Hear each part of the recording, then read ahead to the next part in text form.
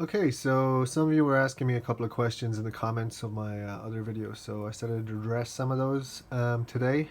Let's just see if this works. Yeah, so we got a pattern there on the. Somebody was asking me about making rests, so I'm gonna show you how to do that. So let's take our pattern here, okay? First and foremost, I'll actually show you this one, which is kind of if you don't know. There's see where it says rand here, that means random. So if you hit these two buttons together and you're in write mode, you'll generate a random pattern, which is great for just coming up with new patterns. So that's pattern now, hit that, new pattern, new pattern. But as we know, like they're not always the best decisions or best patterns. So essentially what I would try to do in this scenario is I'd want to add some rests. Now if you look over here, these are actually the rests. You have to enable the time mode when you're putting in the patterns, and you do a step, I think there's a half step, and then that's a rest. So let's say if we make a new pattern, so we're going to clear this one. So that's a metronome. We can clear it when we press play again. Clears it. So it's clear. Now I'll show you as well.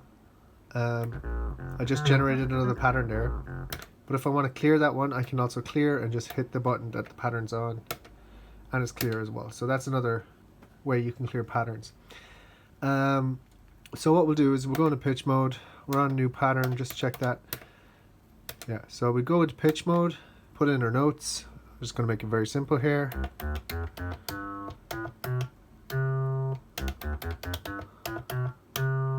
Okay, our notes are in there. Of course, all the notes won't play because we haven't put in the steps yet.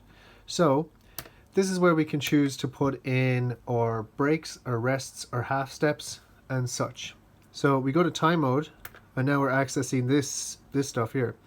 So before I just hit this 16 times to make a 16 step sequence. So if I want, I can add half steps or a full skip. So I can skip the step. So I'm going to put in a step, then I'm going to skip a step, skip a step, half step, half step, skip a step. Now it's done because the light over here has appeared. Okay, so press play.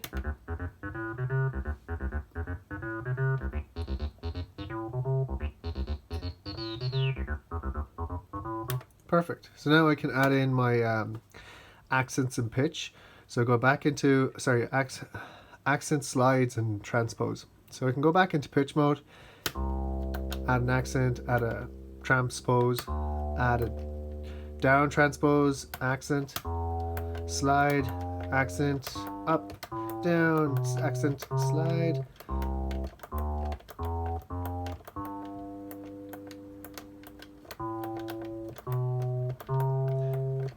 This will probably be spooky acid. So go to normal mode.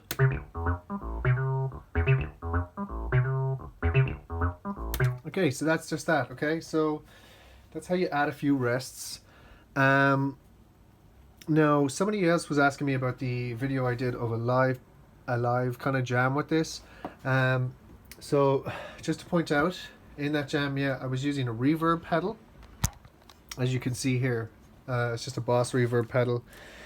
I took a cable out of the TD3 and just put it into the mono input A, which made it mono, and then I outputted the mono and put that into the external in on the TR8.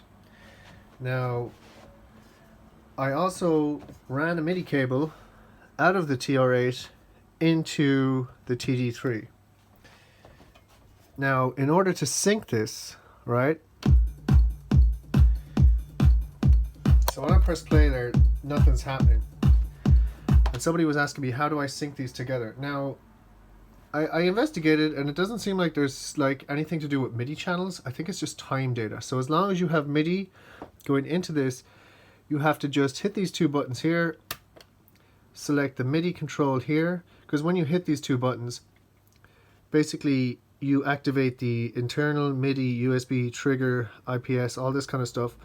So I can select from these options what I want, and I want to go for MIDI. You can see when I do it, I'm flashing on internal, so I'm going to switch to MIDI.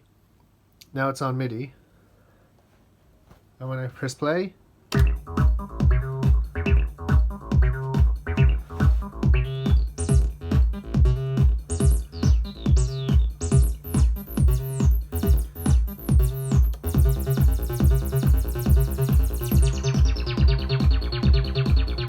so there you have it.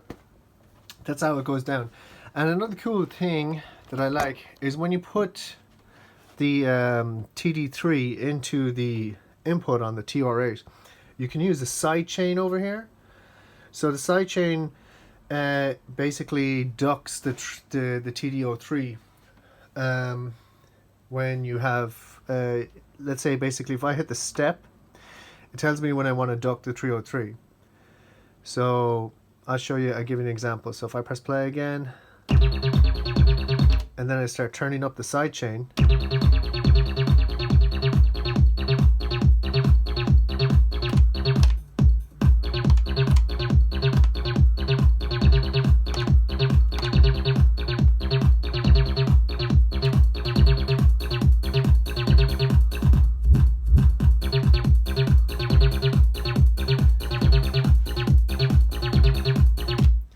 and then just for added effect, I recommend you get a delay pedal or a reverb pedal, because they just give it a bit more oomph.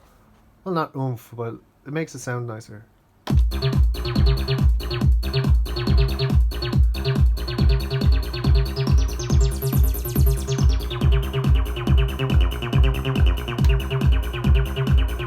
So that's how I did that. Essentially, there's just that to it.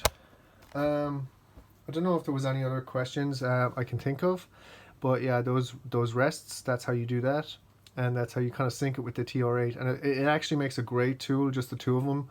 It's a great kind of starter tool. Just get these two machines and you'll be flying it. I like the TR8 because it comes with the 909, the 808, and the 707 all in one, and it's pretty cheap. You can get one second hand nowadays for nothing, so you should try pick one up if you're on a budget. But if you're not, you should probably go for the newer version of the TR8, or maybe the Behringer 808 or the 909 that's been talked about coming out. Just using that sidechain feature alone is really handy. But yeah, sure, I'll leave it there. Any questions, just pop them in the comments.